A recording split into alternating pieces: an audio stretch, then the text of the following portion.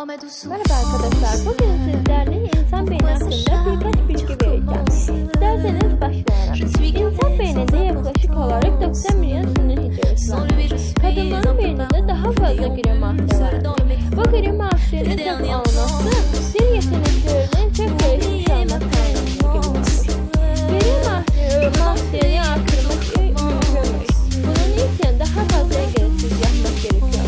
Bu gri madde beynin kısacını oluşturuyor ve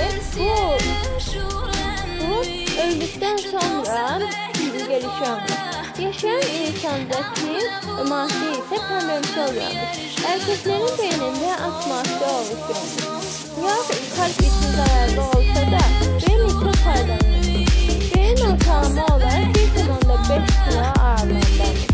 Ve bu beden ağırlığına 2-3 fazlasını teşkil ediyor. İnsan beyni çok enerji tüketiyor. Mesela uyuyan insan beyni 25 voltluk bir ampulü yakıyormuş.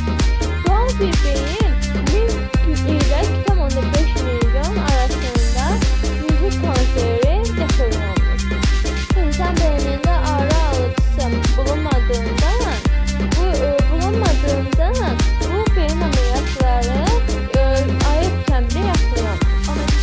Bizi izlediğiniz için çok teşekkür ederim. Birazcık hasta olduğum için bazen sık gelebilir. Öksürebilirim. Bunun için çok özür dilerim.